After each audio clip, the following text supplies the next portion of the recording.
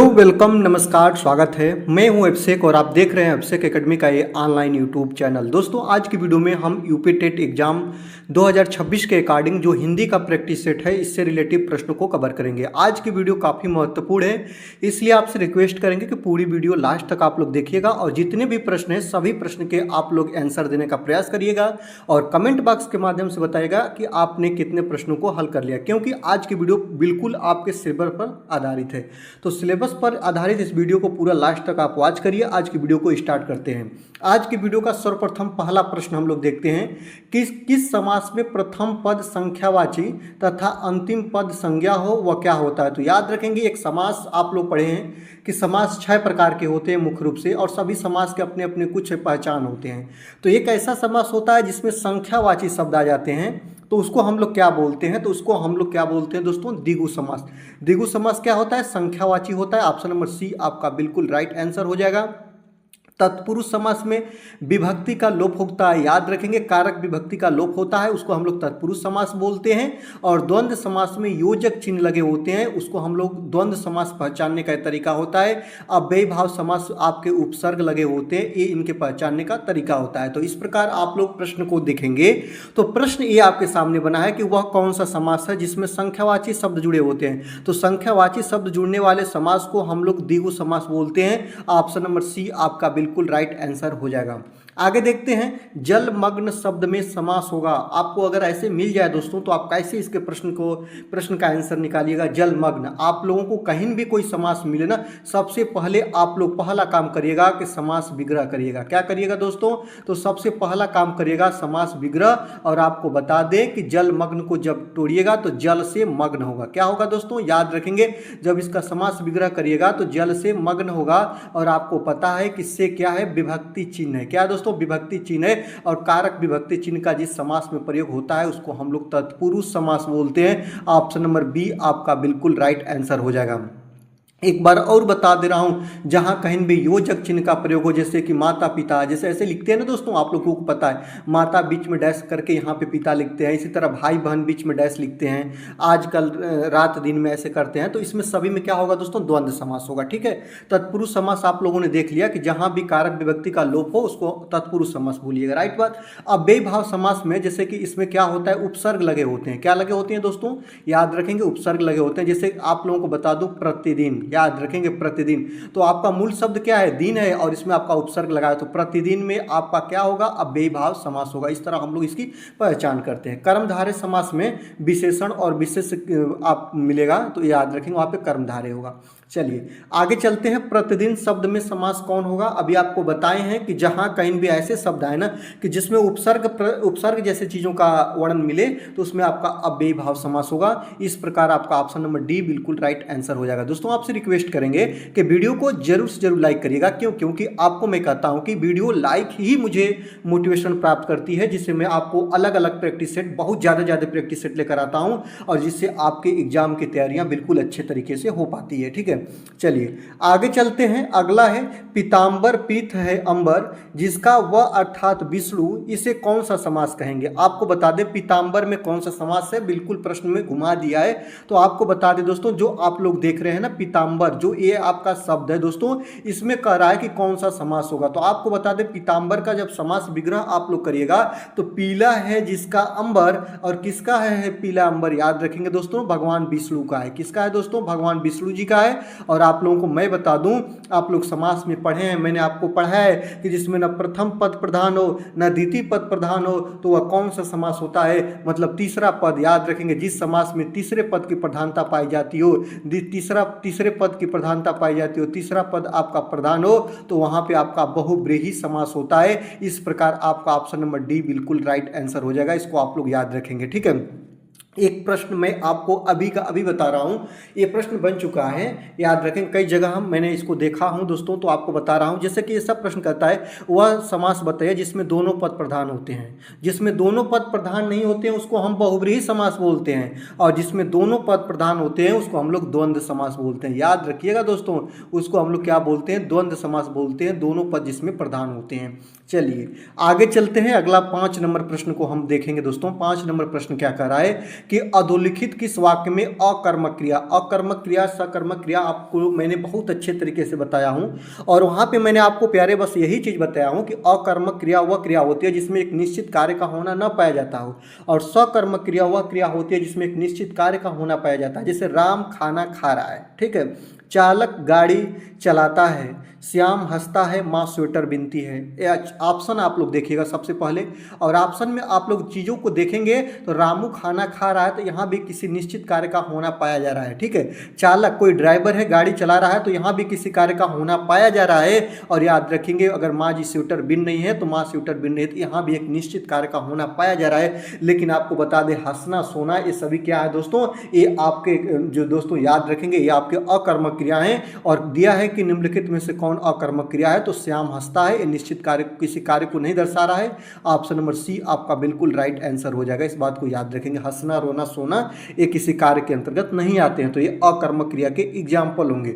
आगे देखते हैं निम्नलिखित में से सकर्मक क्रिया है क्या है। आपको बता दें, केवल आपको चीज़ें प्यारे बस यही याद रखनी है कि अगर निश्चित कार्य का होना पाया जा रहा है तो वह सकर्मक क्रिया, निश्चित कार्य का नहीं होना पाया जा रहा है तो वो आपका अकर्मक क्रिया। जैसे यहाँ पे देखिएगा सकर्मक क्रिया छाटिए तो आपको बताना है चलना, सोना, मुस्कुराना और लिखना, इसमें से कौन सा होगा यही आपको बताना है दोस्तों। तो याद रखेंगे ये सकर्मक क्रिया कहा है तो चलना, इसके बाद सोना और इसके बाद मुस्कुराना, ये सभी आपके अकर्मक क्रियाएं। और लिखना क्या है दोस्तों, आपका सकर्मक क्रिया है। ऑप्शन नंबर डी आपका बिल्कुल राइट आंसर हो जाएगा। आगे देखते हैं, उसका लड़का लंबा है में विशेषण का चयन करना है। विशेषण क्या होते हैं दोस्तों, तो ये विशेषता बताते हैं। तो आपको बता दें उसका लड़का लंबा है, लड़का है ठीक है, ये तो बात सही है, लेकिन लड़के की विशेषता बताई जा रही है कि लड़का क्या है दोस्तों, लंबा है। तो इसमें विशेषण का चयन करना है, तो विशेषण क्या होगा दोस्तों, लंबा होगा, क्योंकि लड़के की विशेषता बताई जा रही है। ऑप्शन नंबर बी आपका बिल्कुल राइट आंसर हो जाएगा।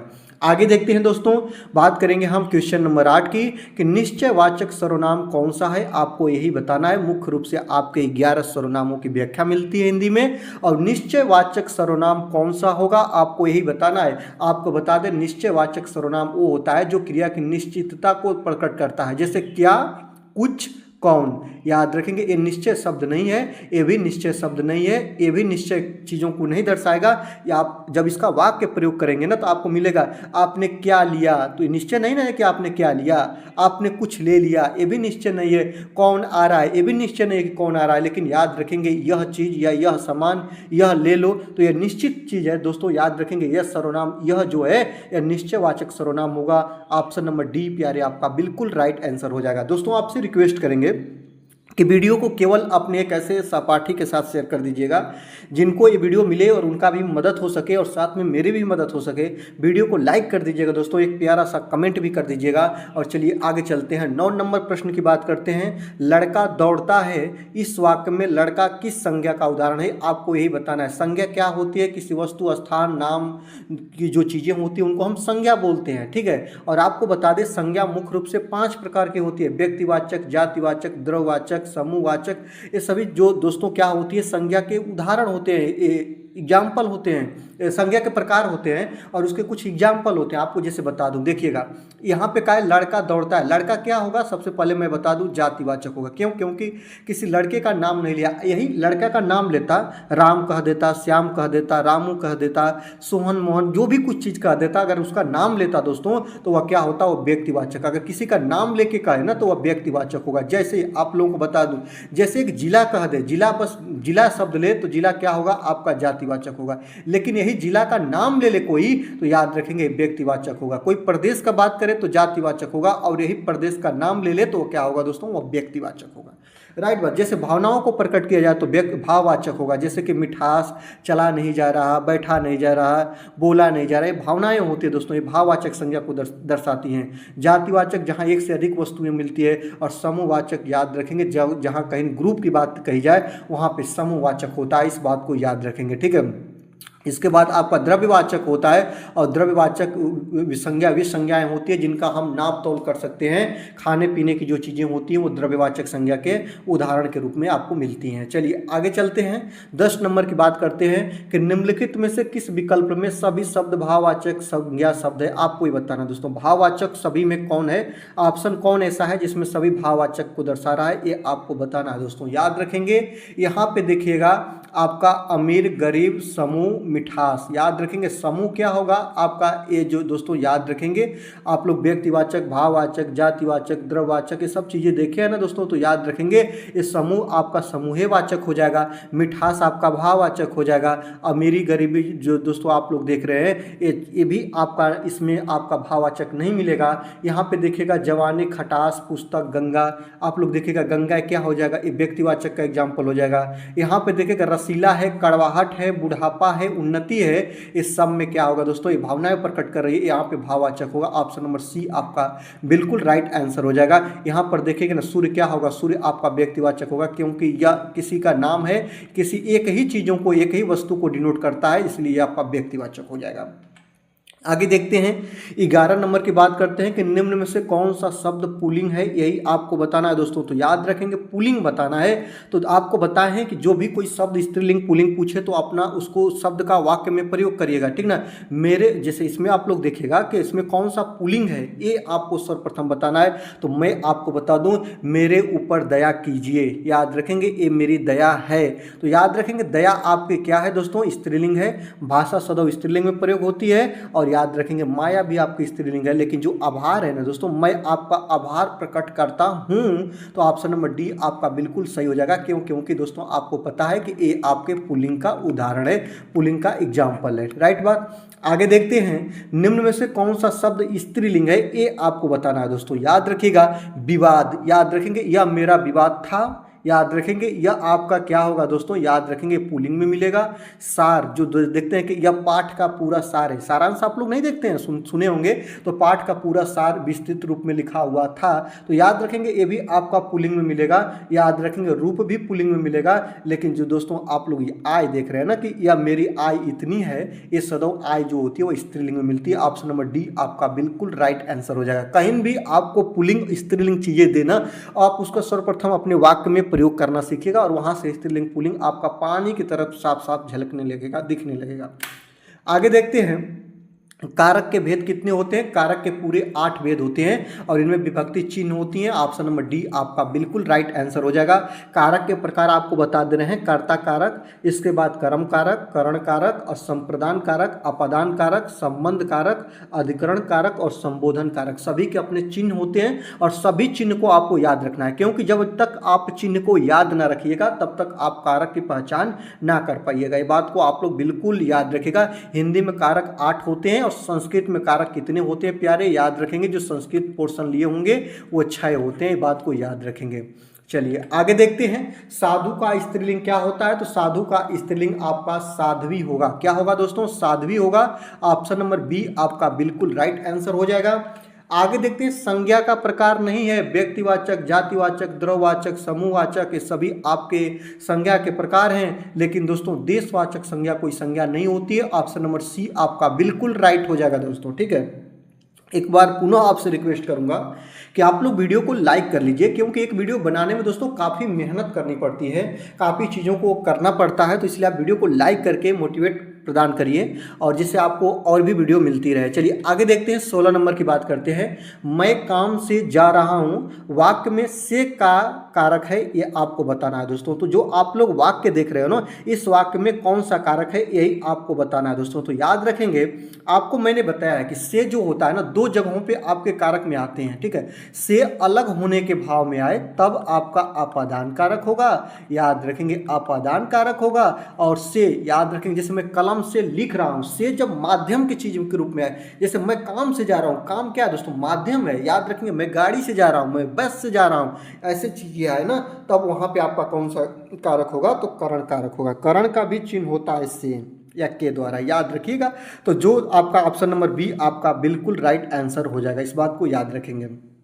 आगे देखते हैं। यहाँ पे मैं आपको तरीके से चीज़ों को बताऊं, जब आप इसको कवर करिएगा तो आपको मिलेगा एक एक चीज़ जो आपके लिए बहुत इंपॉर्टेंट होगा। संप्रदान का क्या होता है, को या के लिए होता है। यहाँ पे देखिएगा संप्रदान का को या के लिए होता है। और आपको पता है ना कि करण का क्या होता है। आप लोग बिल्कुल जब चीज़ों को एकदम बिल्कुल ध्यान तरीके से आप चीज़ों को देखेंगे, करण का क्या होता है, से या के द्वारा होता है। अपादान का क्या होता है, से होता है लेकिन अलग होने के भाव में होता है, अलग होने के भाव में होता है।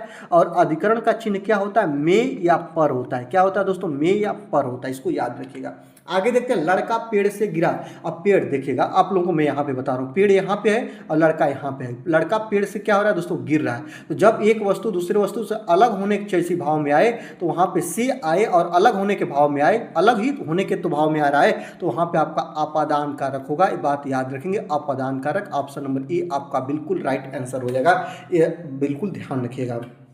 आगे देखते हैं 18 नंबर क्वेश्चन की हम बात करते हैं दोस्तों। याद रखेंगे, को से किस कारक चिन्ह का बोध होता है, कर्ता ने कर्म को। याद रखेंगे, कर्म को, कर्म को। ऑप्शन नंबर ए आपका बिल्कुल राइट हो जाएगा।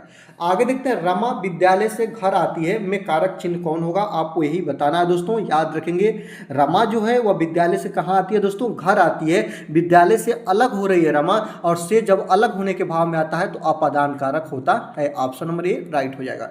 आगे देखते हैं, ठीक समय पर आ जाना में कौन सा कारक है। आपको मैंने बताया दोस्तों कि कहीं पे में या पर आए। याद रखेंगे, घोंसले में पक्षी है, अगर वैसा दे तब, या ठीक समय पर आ जाना। याद रखेंगे, में या पर आए तो याद रखेंगे वहां पे आपका अधिकरण कारक होगा। ऑप्शन नंबर डी आपका बिल्कुल राइट आंसर हो जाएगा। इसको आप लोग याद रखिएगा, ठीक है। चलिए दोस्तों, चलते हैं अब हम लोग 21 नंबर प्रश्न की तरफ। 21 नंबर प्रश्न कह रहा है कि प्रतिकूल का विलोम शब्द है। याद रखेंगे, प्रतिकूल मतलब कि यह मेरे रहने की प्रतिकूल व्यवस्था है, मतलब मेरे ये अनुकूल नहीं है। तो प्रतिकूल, अनुकूल, याद रखिएगा विलोम शब्द होते हैं। प्रतिकूल मतलब कि उसके विरोधी हो, उसके विपरीत हो, और अनुकूल मतलब उसके अनुदिश हो। तो याद रखेंगे, प्रतिकूल का विलोम शब्द क्या होता है, अनुकूल होता है। ऑप्शन नंबर सी आपका बिल्कुल राइट हो जाएगा। आगे देखते हैं, संयोग शब्द का विलोम है। याद रखेंगे, सहयोग, सहयोग का विलोम शब्द क्या होता है दोस्तों, वियोग होता है। सहयोग का मतलब होता है मिलने का एक समय है, मिलने का एक जुड़ाव होता है। सहयोग का मतलब जुड़ाव से है, और वियोग का मतलब बिखराव से है, दूर होने से है। ऑप्शन नंबर बी आपका बिल्कुल राइट हो जाएगा। चलिए आगे देखते हैं, जटिल का विलोम शब्द क्या होगा। जटिल का मतलब होता है कठिन से। याद रखेंगे, जटिल का मतलब जिसका हल ना हो। याद रखिएगा, जटिल का विलोम शब्द क्या होता है दोस्तों, तो सरल होता है। याद रखिएगा, जो बिल्कुल आसान हो। जटिल का मतलब क्या है, कठिन होगा। याद रखेंगे, ऐसे याद रखिएगा, जटिल का आपका मतलब क्या होगा, कठिन, और सरल का मतलब क्या होगा दोस्तों, आसान होगा। याद रखेंगे, ऑप्शन नंबर ए आपका बिल्कुल राइट हो जाएगा। 24 नंबर प्रश्न की हम बात करते हैं दोस्तों। 24 नंबर क्या कह रहा है कि निम्नलिखित में से कौन सा शब्द रात्रि का पर्यायवाची नहीं है। ये आपको बताना है दोस्तों, रात्रि का पर्यायवाची शब्द कौन नहीं है, आपको बताना है दोस्तों। तो आपको मैं बता रहा हूँ, यहाँ पे देखिएगा, रात्रि के पर्यायवाची जो बहुत इंपॉर्टेंट है, ये बात आप लोग याद रखेंगे। रात्रि के पर्यायवाची आपका छपा भी होता है। याद रखेंगे, जिसमें जो ऑप्शन में आपका है सरवरी, ए भी होता है। और इसके बाद आप लोगों को पता है कि यामिनी भी होता है। ये जो दोस्तों आपके रात्रि के पर्यायवाची हैं, याद रखेंगे, रैन भी रात्रि को बोलते हैं, आपका रजनी भी बोलते हैं, और विभावरी भी बोलते हैं, और याद रखेंगे निशा भी बोलते हैं। लेकिन आप लोग याद रखिएगा, आपका संसक नहीं बोलते हैं। संसक किसको बोलते हैं, तो खरगोश को बोलते हैं। किसको बोलते हैं दोस्तों, खरगोश को बोलते हैं। खरगोश का एक पर्यायवाची शब्द है, ये बात आप लोग याद रखिएगा। आगे देखते हैं, निम हकीम खतरे जान का अर्थ क्या है। ये मुहावरा है आपका, मुहावरा भी पूछता है। याद रखिएगा, निम हकीम खतरे जान मतलब अल्प ज्ञान हानिकारक होता है। निम के कड़वेपन का ज्ञान होना। निम का प्रयोग हकीम द्वारा किया जाता है, उक्त में से कोई नहीं। आपको बता दें दोस्तों, कहीं भी जब आपको मुहावरा देगा तो मुहावरा जो होता है ना, वह किसी अलग अर्थ के तरफ डिनोट करता है। निम हकीम खतरे जान मतलब अल्प ज्ञान क्या होता है दोस्तों, आपका हानिकारक होता है। याद रखेंगे, ऑप्शन नंबर ए आपका बिल्कुल बिल्कुल राइट आंसर हो जाएगा। ये बात आप लोग याद रखिएगा, ठीक है। चलिए आगे देखते हैं कलाई खुलना। कलाई खुलना का मतलब होता है दोस्तों, याद रखेंगे, कलाई खुलना का मतलब कि भेद खुल जाना। ये बात याद रखना, ये बातों को ध्यान रखिएगा। आपका जो 26 नंबर का ऑप्शन नंबर बी आपका बिल्कुल राइट है कि सच्चाई का पता लगाना, भेद प्रकट होना और इसके बाद चमक का गायब हो जाना। कौन आपका बिल्कुल सही आंसर होगा? तो कलाई खुलने का मतलब होता है रंग उतर जाना, ये नहीं होता है दोस्तों। चमक का गायब हो जाना, ये नहीं होता है दोस्तों। भेद प्रकट होना, ये होता है कि आपका सच्चाई का पता लगाना, ये होता है। ये बात याद रखना। तो दोस्तों याद रखेंगे, बहुत से लोग होंगे जो ऑप्शन नंबर सी के साथ जाएंगे, लेकिन ऑप्शन नंबर सी नहीं, ऑप्शन नंबर बी आपका बिल्कुल राइट आंसर हो जाएगा। इस बात को याद रखेंगे। ये कई बार प्रश्न कई जगह पे बने हैं, तो मैंने इसको लाया। कलाई खुलना का मतलब होता है सच्चाई का पता लगाना, ठीक ना, लगना। आगे देखते हैं आँख का पानी ढल जाना, ये आपको बताना है दोस्तों, याद रखेंगे। आँख का पानी ढल जाना, इसका जो दोस्तों आपका मुहावरे का अर्थ क्या होगा? बुढ़ापा आ जाना, बिल्कुल नहीं होगा दोस्तों। प्रिय व्यक्ति का बिछुड़ जाना, ये बिल्कुल नहीं होगा दोस्तों। निर्लज हो जाना और देखने की ताकत कमजोर पड़ना। आपको बता दें, आँख का पानी ढलने का मतलब निर्लज हो जाना, याद रखेंगे। जिसको लाज अपने बेइज्जती का भय नहीं होता है, उसी को बोलते हैं आँख का पानी ढल जाना, निर्लज हो जाना। ऑप्शन नंबर सी आपका बिल्कुल राइट आंसर हो जाएगा। आगे देखते हैं अंडे सेना। आप लोग देखते हैं ना कि क्या घर में बैठे बैठे अंडे से रहे हो, कोई काम करो। अंडे सेने का मतलब घर में बेकार बैठने से मतलब होता है दोस्तों। इस मुहावरे का आमतौर पे घरों पर आप लोग यूज करते हैं। ऑप्शन नंबर डी आपका बिल्कुल राइट आंसर हो जाएगा। आगे देखते हैं शुद्ध वर्तनी वाले शब्द का चयन करना है और आपको बताना है। जो ऑप्शन नंबर ए है, अंत्याक्षरी, पूजनी और तदुपरांत और कवित्री, याद रखेंगे कौन ऑप्शन आपका सही है, यही आपको बताना है दोस्तों। आप बिल्कुल तरीकों से चीज़ों को देखिएगा तो आपको मिलेगा। जो अंत्याक्षरी होती है ना, बिल्कुल ऐसे ही लिखी जाती है। ऑप्शन नंबर ए आपका बिल्कुल राइट हो जाएगा। लेकिन आपको मैं बता दूं, याद रखेंगे, जो ये पूजनी है ना, याद रखेंगे पूरा ज होता है। पूजनी का जो सही रूप होता है वो ए होता है दोस्तों, याद रखिएगा। जो तदुपरांत है, तदुपरांत नहीं होता है। ये क्या होता है दोस्तों? ये तदुपरांत होता है। क्या होता है? तदुपरांत होता है। ये बात को आप लोग याद रखिएगा। और जो कवित्री है दोस्तों, याद रखेंगे, इसको कवयित्री बोलते हैं। क्या बोलते हैं दोस्तों? कवयित्री बोलते हैं। ये बहुत इंपॉर्टेंट है, वेरी वेरी इंपॉर्टेंट। एक आता है आपका उज्ज्वला या उज्ज्वल, याद रखेंगे। ये बात आप लोग याद रखेगा, बहुत ही इंपॉर्टेंट है। ये चीजें आप लोगों से बनती है, इसको कवर करिएगा, ठीक है। चलिए आगे देखते हैं। नीचे एक ही शब्द की वर्तनी 4 तरह से लिखी गई है और सही का चयन करना है, यही आपको बताना है दोस्तों। तो आपको मैं बता दूं कि जो आपका अनुग्रहित होता है ना, वह बिल्कुल कौन सा रूप में कैसे लिखा जाता है? तो याद रखेंगे, अनुग्रहित का जो सही रूप है ना, वह ऐसे लिखा जाता है। और ऑप्शन आपके सामने है, कौन ऑप्शन आपका सही होगा? तो ऑप्शन नंबर आपका सी बिल्कुल राइट आंसर हो जाएगा। इस बात को आप लोग याद रखिएगा, ठीक है। आगे देखते हैं, शुद्ध शब्द चुनना है और सही क्या बताना है दोस्तों? घनिष्ठ। क्या घनिष्ठ कैसे लिखा जाएगा, ये आपको बताना है, ठीक है। तो जो घनिष्ठ लिखा जाता है ना, घनिष्ठ जो शब्द होता है ना, वो इस तरह लिखा जाता है, याद रखिएगा। तो ऑप्शन नंबर आपका बी बिल्कुल राइट आंसर हो जाएगा, ठीक है। आगे देखते हैं, जो रामायण आप लोग शब्द देखे हैं, रामायण है कि रामायण है कि रामायण है कि रामायण है, कैसे लिखा जाता है, ये आपको बताना दोस्तों। तो रामायण जो शब्द है, ऑप्शन नंबर बी आपका बिल्कुल राइट आंसर हो जाएगा। आगे देखते हैं, बढ़ा चढ़ाकर कहना के लिए एक शब्द क्या होता है? जब किसी बात को या किसी की घटना को बढ़ा चढ़ाकर हम लोग कहते हैं या प्रस्तुत करते हैं, पेश करते हैं, तो बढ़ा चढ़ाकर कहना मतलब अतिशयोक्ति अलंकार का एग्जाम्पल होता है, या इसको हम अतिशयोक्ति बोलते हैं। ऑप्शन नंबर सी आपका बिल्कुल राइट आंसर हो जाएगा। आगे देखते हैं, ईश्वर का कोई आकार नहीं होता है, याद रखेंगे, ईश्वर का कोई आकार नहीं होता है। मतलब ईश्वर क्या होते हैं? मतलब जिस भी वस्तु का आकार न हो उसको हम लोग निराकार बोलते हैं। अगर ईश्वर का कोई आकार नहीं है तो ईश्वर क्या है दोस्तों? निराकार है। ऑप्शन नंबर बी आपका बिल्कुल राइट आंसर हो जाएगा। इस बात को याद रखेंगे। 35 नंबर प्रश्न की हम बात करते हैं कि शांत रस का अस्थायी भाव क्या होता है? आप लोगों को पता है, शांत रस का अस्थायी भाव आपका निर्वेद होता है। क्या होता है दोस्तों? याद रखेंगे, शांत रस का अस्थायी भाव क्या है? तो निर्वेद है। इस बात को याद रखेंगे, निर्वेद है, इस बात को याद रखेंगे दोस्तों। आगे देखते हैं, श्रृंगार रस का अस्थायी भाव क्या होता है? श्रृंगार रस का अस्थायी भाव आपका रति होता है। क्या होता है दोस्तों? याद रखेंगे, रति होता है। इस बात को याद रखिएगा। आगे देखते हैं, निम्नलिखित पंक्तियों में से कौन सा रस है? एक और अजगरही लाखी, एक और मृगराज और बिकल बटोही बीच ही परयो मूर्छा खाए। आपको बता दें एक व्यक्ति है जो एक रास्ते से जा रहा है, इस बात को याद रखिएगा। एक तरफ आपका अजगर सांप है और एक तरफ मृगराज अर्थात शेर है, जंगल के राजा जी हैं, और बीच में व्यक्ति है और वह दोनों तरफ अपने मौत को आते देख देख के और वह व्याकुल हो गया है, वह परेशान हो गया है और मूर्छा खा के गिर जाता है। तो मतलब क्या हो दोस्तों, इसमें कौन सा रस है? ऐसे बातों को पढ़ने से आपके अंदर कौन सी भावना जागृत हो रही है? तो भय, डर के कारण वो मूर्छा व्यक्ति खा रहा है। तो यहाँ पे आपका भयानक रस होगा। ऑप्शन नंबर ए आपका बिल्कुल राइट आंसर हो जाएगा। आगे देखते हैं हिंदी दिवस किस दिन मनाया जाता है। तो आपको बता दें पहली बार 14 सितंबर 1949 को हिंदी को राजभाषा के रूप में अंगीकृत लिया गया। तभी से प्रत्येक वर्ष 14 सितंबर को हिंदी दिवस मनाते हैं। और आपको बता दें दोस्तों विश्व हिंदी दिवस की बात करें दोस्तों तो आपका 10 जनवरी के रूप में हम लोग मनाते हैं, बात याद रखिएगा, ठीक है। आगे देखते हैं लिपि की आवश्यकता होती है, वेरी वेरी इंपॉर्टेंट, लिपि की आवश्यकता कब होती है? जो ऑप्शन देखिएगा ना तो बहुत से ऐसे लोग होंगे जो तीनों में जाएंगे, लेकिन तीनों का ऑप्शन बिल्कुल गलत है। ये प्रश्न आपके बन चुके हैं कहीं ना कहीं एग्जाम में। तो लिपि की आवश्यकता कहां पे होती है? तो आपको बता दें केवल टू केवल लिखने में की जाती है लिपि की आवश्यकता, याद रखेंगे। भाषा बोलने में नहीं, भाषा लिखने में इसके हम लोग प्रयोग करते हैं। ऑप्शन नंबर बी आपका बिल्कुल राइट आंसर हो जाएगा, इस बात को आप लोग याद रखिएगा। आगे देखते हैं ज्ञानपीठ पुरस्कार दिया जाता है किस क्षेत्र में दिया जाता है? हिंदी भाषा के प्रचार प्रसार हेतु दिया जाता है, कि भारतीय लेखकों की आर्थिक सहायता हेतु दिया जाता है, कि भारतीय भाषा में साहित्यकारों के रचनात्मक लेखन हेतु दिया जाता है, कि इनमें से कोई नहीं? आपको बता दें ज्ञानपीठ पुरस्कार हिंदी में साहित्यकारों को उनकी रचना के लिए दिया जाता है। तो ऑप्शन नंबर सी आपका बिल्कुल राइट आंसर हो जाएगा, इस बात को याद रखेंगे दोस्तों।